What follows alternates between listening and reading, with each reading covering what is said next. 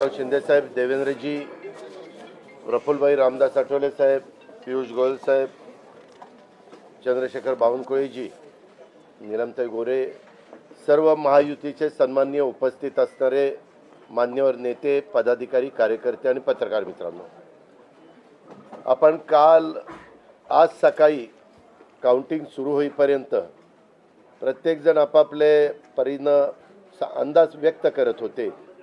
काल तर मी स्वतः वेगवेगळ्या चॅनलला बघत होतो, म्हणजे आम्ही तिघं कशातच नसल्यातच जमा होतो. बाकीच्यांच्या गाड्या फिरवणं, ड्रायव्हिंग करणं, इकडं जाणं तिकडं जाणं, इतकं काही सुरू होतं की आम्ही पहिल्यांदा 1:45च्या पुढं जाऊ आम्हाला वाटत होतं. कालचं सगळं बघितल्यानंतर आम्हाला वाटायला लागलं की आपण कुठंतरी खाली जातोय का काय. परंतु महाराष्ट्रातल्या जनतेने विकासाकडे बघून महायुतीला प्रचंड अशा प्रकारचं जे यश प्राप्त करून दिलंय, त्याबद्दल महाराष्ट्रातल्या तमाम जनतेचं महायुतीच्या वतीनं, व्यक्तिशः माझ्या वतीनं मी त्यांना मनापासून धन्यवाद देतो, मनापासून आभार मानतो.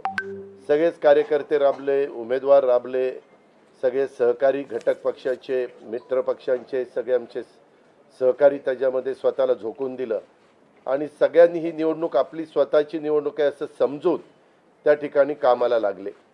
आमच्या ज्या योजना होत्या, योजनांच्याबद्दल बरेच थोडीशी चेष्टा मस्करी करण्यात आली, आम्हाला त्याच्यामध्ये दोष देण्यात आला, आमची थोडंसं टीका टिप्पणी करण्यात आली की राज्य कंगाल केलं, अमुक झालं तमुक झालं.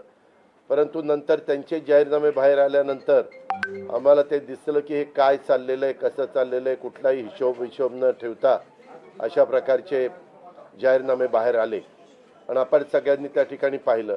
आम्ही मुळात काय केलं, लोकसभेच्या निवडणुकीच्या निमित्तानं आम्हाला मोठं अपयश आलं. म्हणजे महाराष्ट्रामध्ये आम्हाला तिघांनाही वाटलं नव्हतं की बाबा अशा प्रकारचं आपल्याला अपयश मिळेल, परंतु ते मिळालं.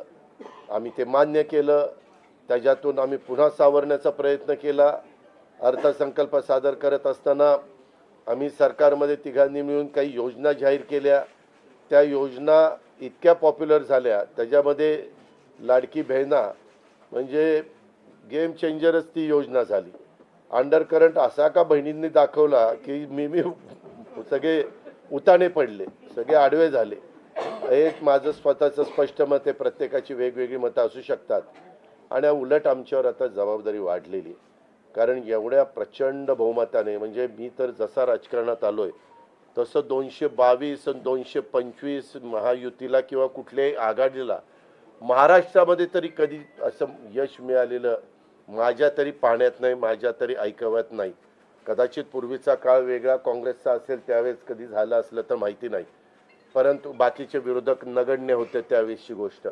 परंतु अलीकडच्या काळामध्ये जसं आम्हाला समजतंय तसं तर एवढं प्रचंड यश हे पहिल्यांदाच मिळालेलं यशाने आम्ही हुरळून पण जाणार नाही आणि आम्ही अतिशय जमिनीवर पाय ठेवून आता, म्हणजे जसे जसे ते आकडे आम्हाला दिसत होते तसे तसे तसे फायनान्सच्या गोष्टी माझ्या डोळ्यासमोर येत होत्या. मी देवेंद्रजींना पण फोन केला तेव्हा म्हटलं, देवेंद्रजी खूप काही काम करावं लागेल. एकनाथरावजींना पण तसं सांगितलं की फार आर्थिक शिस्त आपल्याला त्याच्यामध्ये आणावी लागेल आणि आम्ही आणू. त्याच्यात आम्हाला हे नवीन नाही आहे, आम्ही सगळे अनुभवी माणसं, आम्हाला त्याच्यामध्ये कुठली काही अडचण नाही. आणि शिवाय आमच्या पाठीशी केंद्र सरकार आहे, तो आम्हाला खूप मोठा एक आधार आहे. एक आमच्या पाठीशी एक मोठा भक्कम अशा प्रकारचा भरोसा आहे आणि त्याच्यामुळं ह्या सगळ्या ज्या काही गोष्टी झालेल्या आहेत, आता विरोधक टीका करतात की बाबा बॅलेट पेपरनी घ्यायला पाहिजे होतं, मग बॅलेट पेपरने लोकसभेला पण घ्यायला पाहिजे होतं. लोकसभेचा निकाल लागला की तो बरोबर आणि इथला निकाल लागला की मग बॅलेट पेपर यायला पाहिजे, मग मशीन काय EVM बरोबर नाही, असं नाही चालत. आता झारखंड पण आमच्या हातनं गेलंच ना, आम्ही कुठं काय म्हणतो. ठीक आहे, त्या जनतेने कौल दिलेला आहे तशा पद्धतीनं महाराष्ट्रातल्या आणि विशेषतः महाराष्ट्रामध्ये बऱ्याचदा आपले जे 6 रिजन आहेत ना, मराठवाडा, विदर्भ, पश्चिम महाराष्ट्र, कोकण, मुंबई, अशा सगळ्या वेगवेगळ्या रिजनमध्ये, नाशिक, सगळीकडेच तुम्ही बघितलं तर सगळीकडे महायुती जोरात चालली.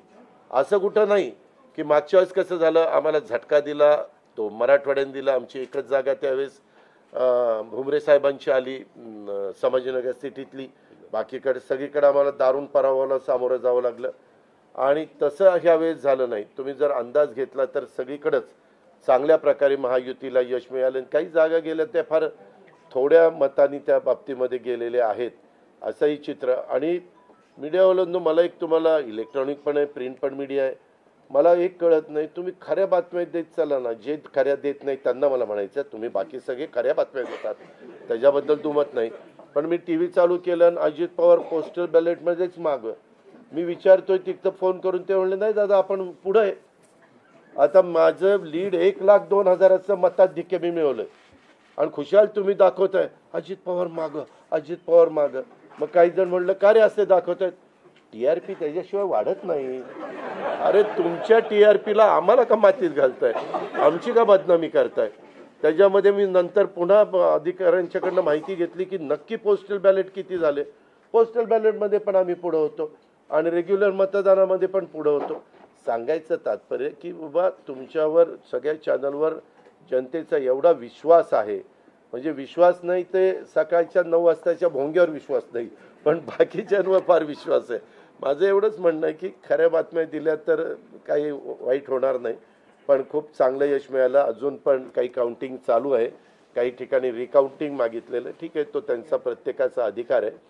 पण खरोखरीच सगळ्याच राज्यातली जबाबदारी आम्हा महायुतीवर वाढलेली आहे आणि त्या उलट आम्हाला अधिक जास्त बारकाईनं इथून पुढं काम करावं लागणार आहे. कारण एवढं दैदिप्यमान यश ह्या सगळ्यांनी मिळून दिलेलं आहे आणि जनतेचे मानावे तेवढे आभार कमीच आहेत. म्हणजे काय आता त्यांच्याकरता, म्हणजे त्यांच्या ऋणातच आम्ही राहू इच्छितो. आणि 5 वर्ष अक्षरशः अतिशय एकोप्याने ही युती शेवटपर्यंत कशा पद्धतीनं काम करेल आणि जनतेने टाकलेल्या विश्वासाला कुठल्याही परिस्थितीमध्ये तडा जाऊन दिला जाणार नाही.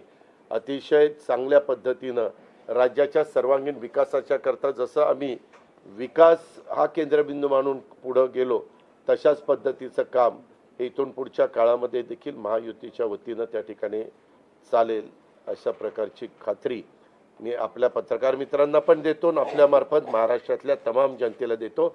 पुन्हा एकदा मतदार बंधू भगिनींचं, सर्वांचं, मीडियाचं, इलेक्ट्रॉनिक, प्रिंट, सर्वांचं मी मनापासून आभार मानतो, मनापासून धन्यवाद देतो. धन्यवाद.